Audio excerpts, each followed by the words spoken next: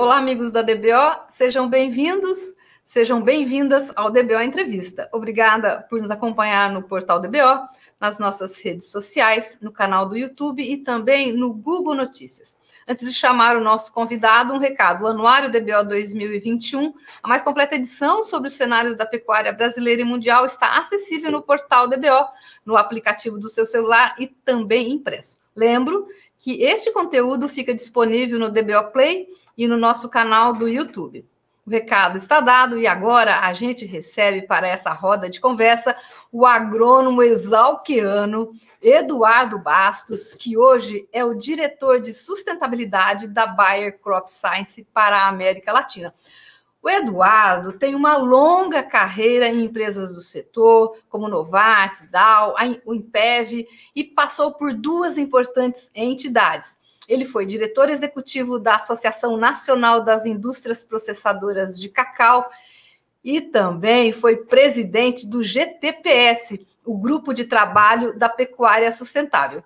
E ele também é herdeiro de um produtor rural. Ele sempre esteve ligado ao mundo do agro. Bem-vindo, Eduardo. Obrigado, Vera. Obrigado aí a todos os amigos que estão ouvindo a gente. Bom. Ô, Eduardo, você está numa posição hoje em que o nome do seu cargo tem sustentabilidade no título, né? Mas a gente ouve muito sobre um certo desgaste desse termo, sustentabilidade, o que ela é de fato. Na sua concepção, como definir a sustentabilidade para que ela tenha sentido, que não seja vago, que seja palpável para o produtor? Vera, eu acho que o ponto aqui é a sustentabilidade, ela continua valendo, né? Apesar do nome estar desgastado, mas o conceito ele segue valendo cada vez mais importante, né? Então, basicamente, a gente está falando aqui de buscar um equilíbrio entre as agendas ambientais, sociais e econômicas, né?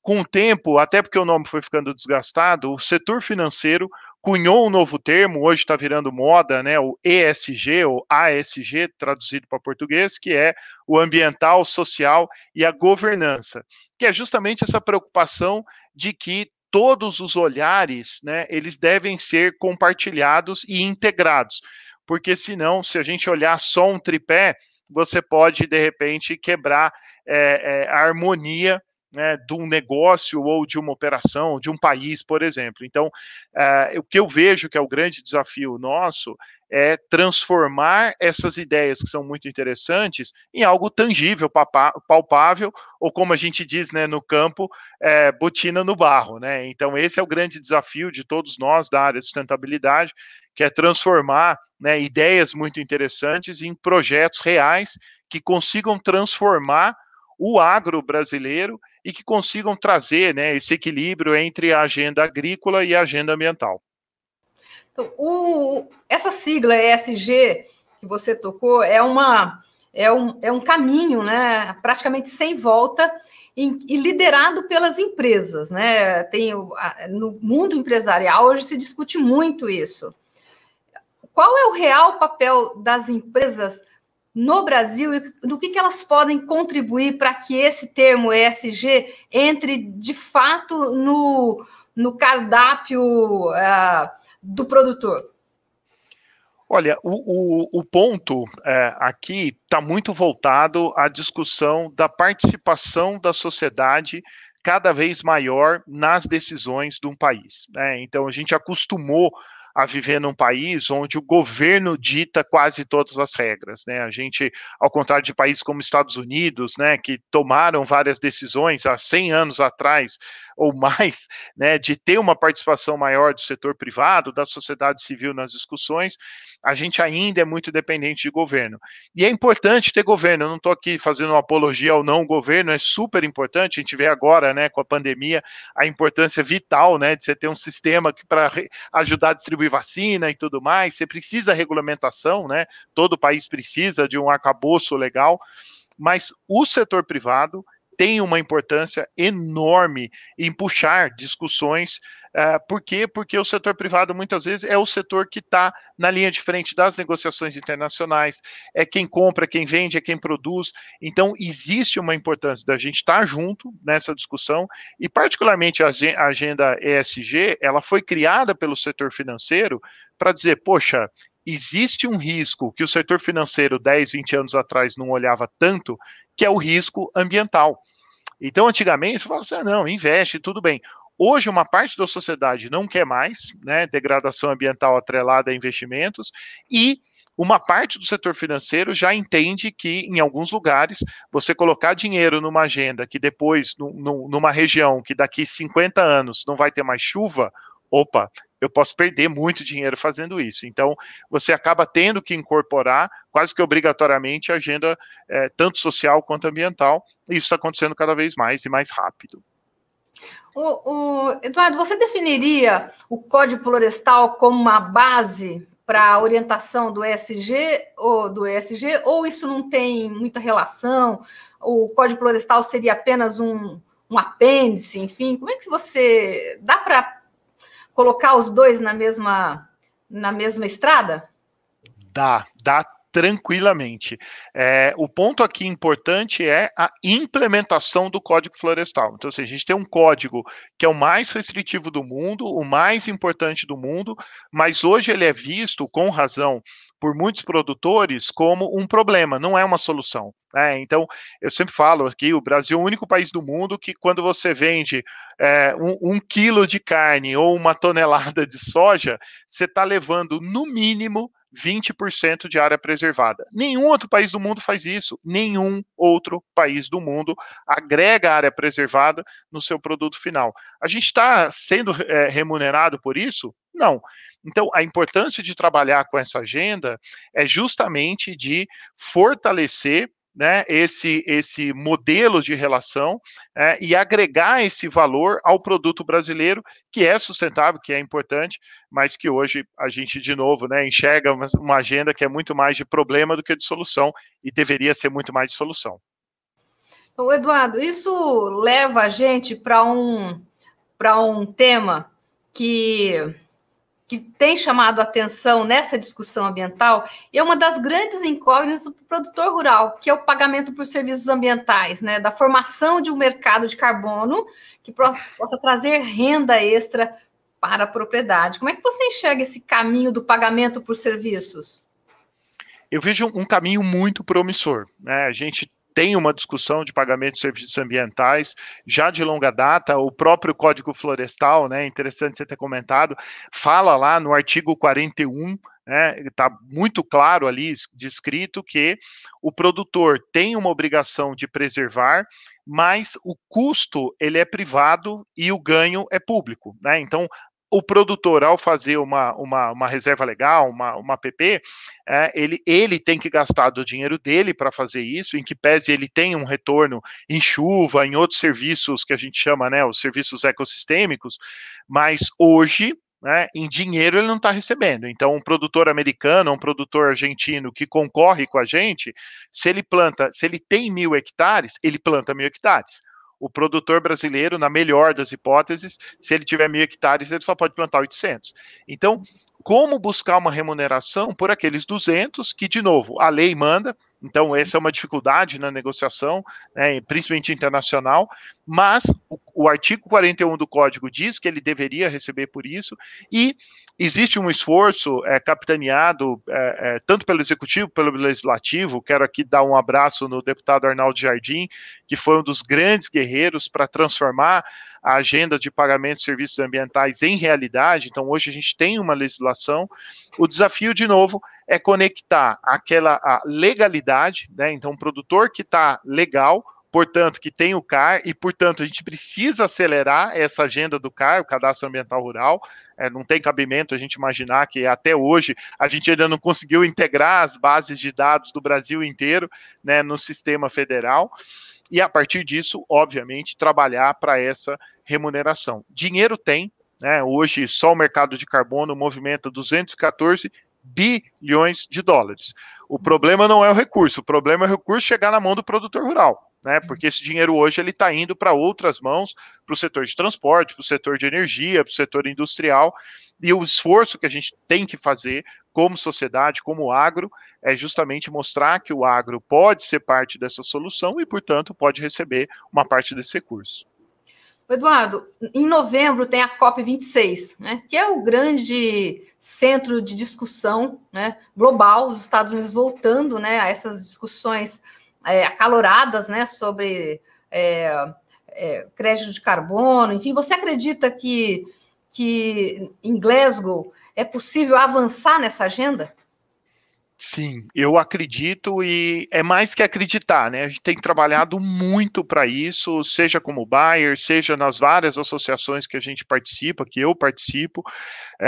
Nós temos construído uma agenda, principalmente agora, né, como você comentou, Vera, com o Biden eleito nos Estados Unidos, o país já demonstrou que vai voltar, né, a discussão ao Acordo de Paris. Esse é o grande tema da COP26, né, o que a gente chama de artigo 6, então é ratificar o artigo 6, ou seja, né, todos os países da ONU irem lá e assinarem dizendo que estão de acordo com o mecanismo de venda, né, de carbono. Isso vai ser super importante para a gente. O Brasil é potencialmente muito mais um recebedor de dinheiro, né, do que pagador. A gente tem um perfil de produção muito mais amigável. Infelizmente, a gente tem pouca indústria também, portanto, pouca emissão relacionada à indústria. E boa parte das emissões que a gente tem, Brasil é uma exceção no mundo. Brasil e Indonésia são os dois únicos países do mundo onde as emissões ligadas a desmatamento são maiores que da indústria. Então, implementar comando-controle, né, porque boa parte do desmatamento não tem nada a ver com agronegócio, né, desmatamento está muito mais ligado a uma agenda de crime, uma agenda criminosa mesmo, né, comando-controle, polícia. Se a gente conseguir resolver esse problema, a gente não só passa a ter muito mais créditos para comercializar, como muito mais países interessados. Então, te olha com muito bons olhares para essa agenda. Os países vão se engajar. O desafio aqui é: o Brasil irá ajudar nessa liderança ou a gente só vai acompanhar? Historicamente, o Brasil sempre liderou a agenda agroambiental. E, historicamente, o Brasil sempre foi considerado uma potência agrícola e ambiental. Vários outros temas a gente pode discutir aqui, mas nesses dois, o Brasil é reconhecido como potência, né, na área agrícola e na área ambiental. Então, a gente tem a obrigação de liderar essa agenda em Glasgow e mostrar que sim, né, o agro pode ser parte da solução e, portanto, pode ser parte desse recebedor, né, ser parte recebedora desses recursos mundiais que estão aí em excesso. Até a gente fala, né, tá sobrando dinheiro. O que falta são bons projetos para a gente conectar esse dinheiro com a base aqui, né, o campo brasileiro.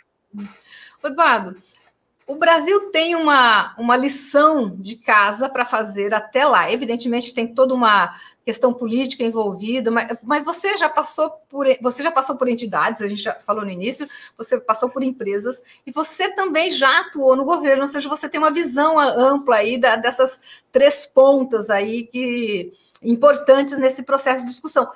Na sua concepção, qual que é a lição de casa que o Brasil precisa fazer até Glasgow? Olha, Vera, de uma maneira muito simples aqui, parar de bater nos amigos, né? A gente sempre tem aquela coisa, e essa é uma experiência que eu tenho desde o tempo da pecuária, né? Onde você sempre acha um culpado, em geral, dentro de casa, né? Então você fala, não, mas a expansão de um setor está promovendo o desmatamento de outro. Então, poxa, a gente precisa estar mais junto, a gente precisa junto como país ir lá brigar, né? Outro ponto importante, a gente precisa de representações, de capacitar melhor as representações que a gente tem.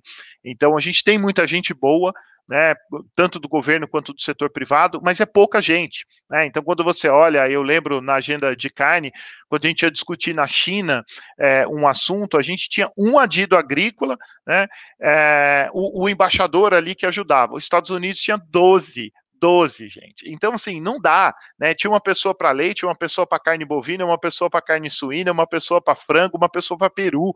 Eu falava, gente do céu. E a gente com uma pessoa só, com muita boa vontade, com muita garra para fazer, mas que não detém todos os conhecimentos.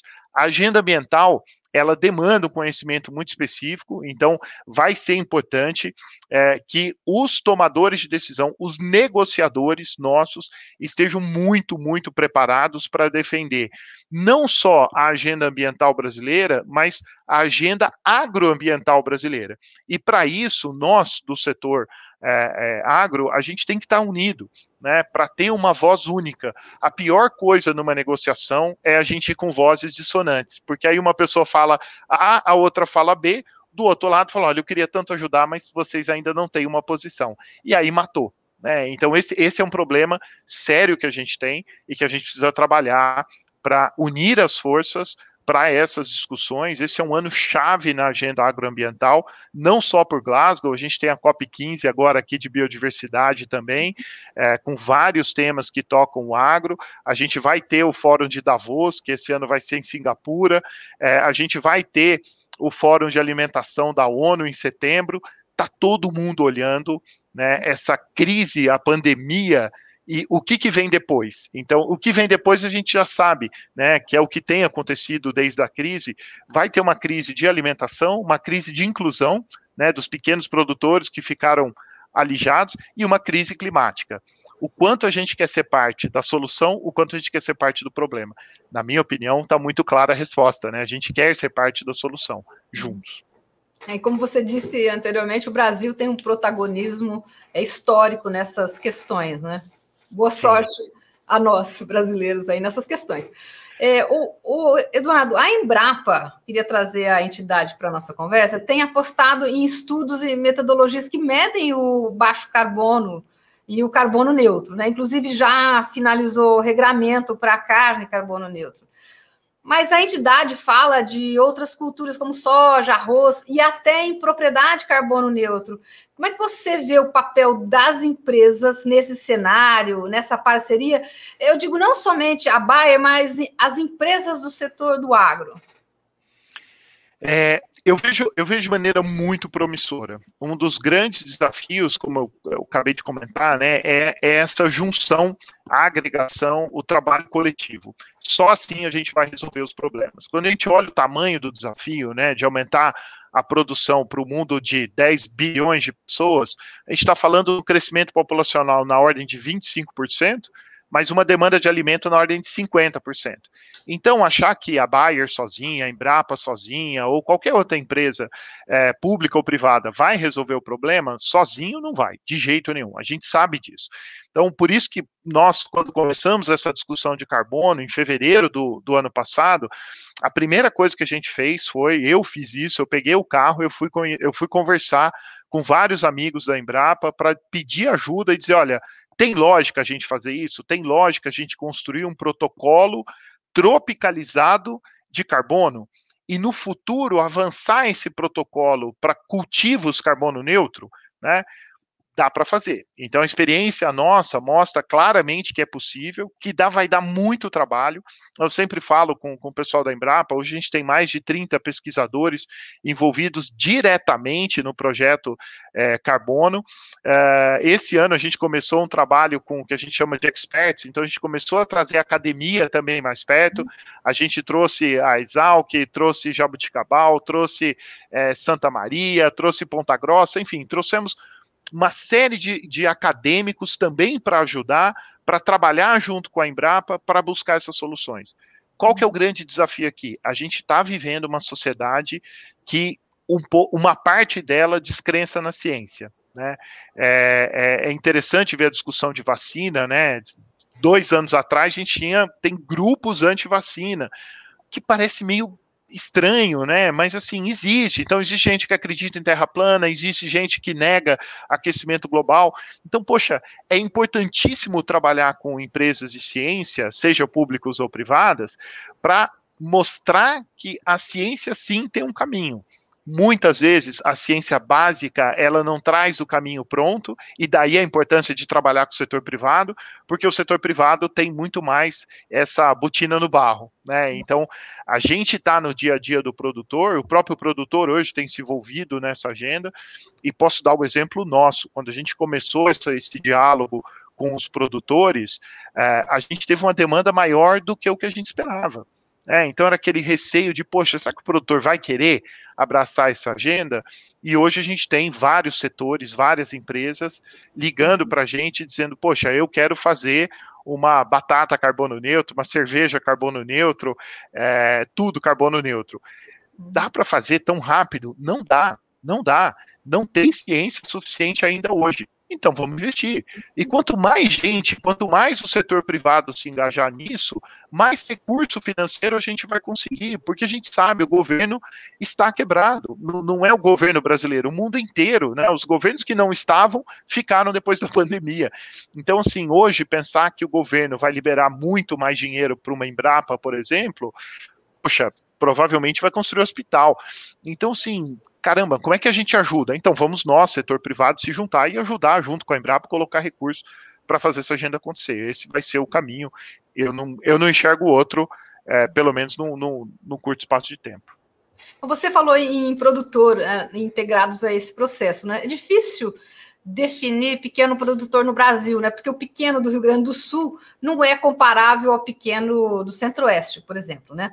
Mas como integrar esses pequenos produtores nesses processos de sustentabilidade para eles se reconheçam e entrem para dentro dessas ondas?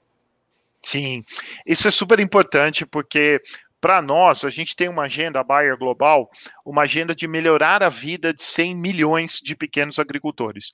E eu sempre sou perguntado, né, poxa, mas o que são 100 milhões de pequenos? O que é pequeno para vocês? Pequeno para nós é um agricultor ONU, né? A ONU diz que pequeno é um produtor de até 10 hectares.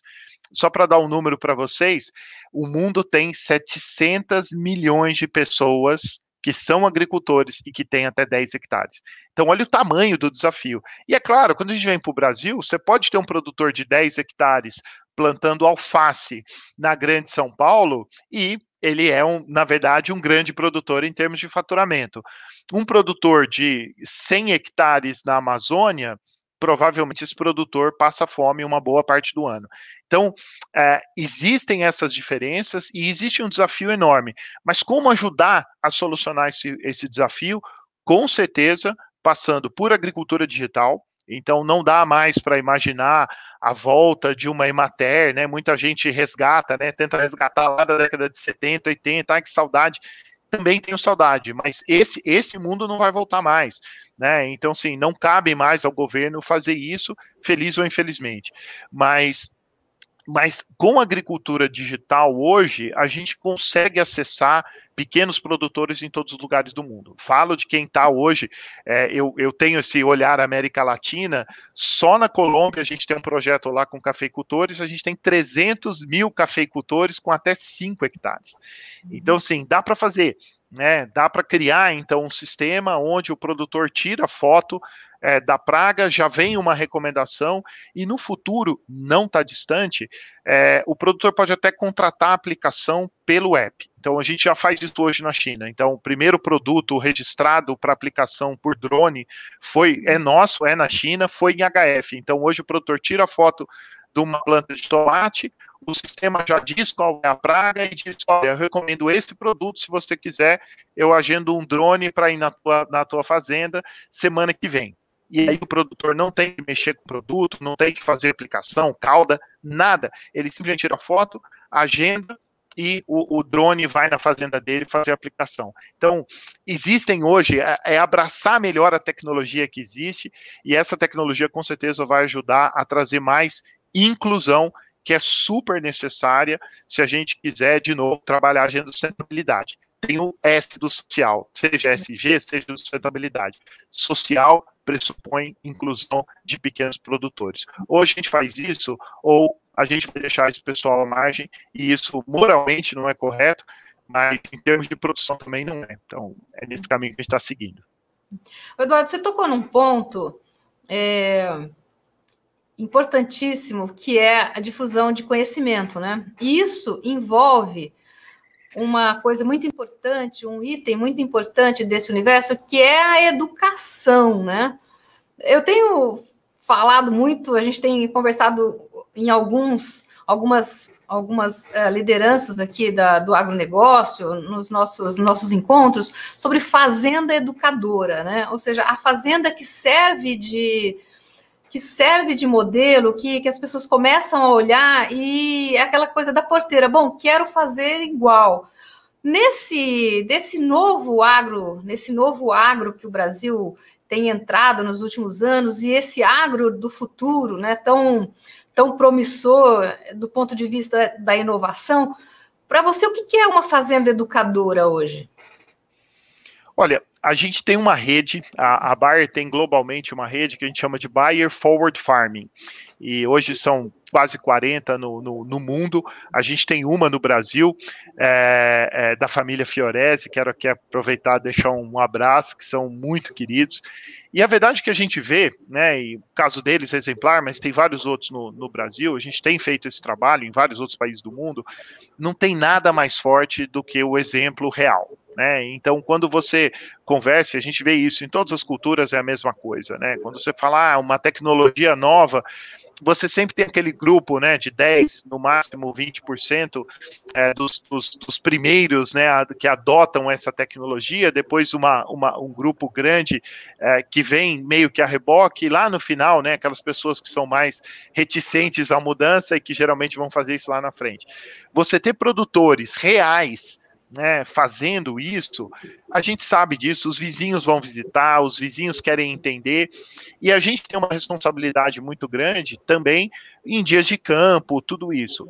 O que mudou, né, Vera, que é bem interessante, uau, veio uma pandemia e de repente a gente se viu, caramba, e agora? E aquele monte de dia de campo, imagina, todas as empresas, mas as feiras, né, agrícolas, que saudade de ir numa feira, que saudade de ir num dia de campo, dar uma palestra, né, numa tenda ali, aquele conversando com o produtor, mostrando, pegando a folha, falando, é isso daqui que é a lagarta, esse é o dano, isso é ferrugem.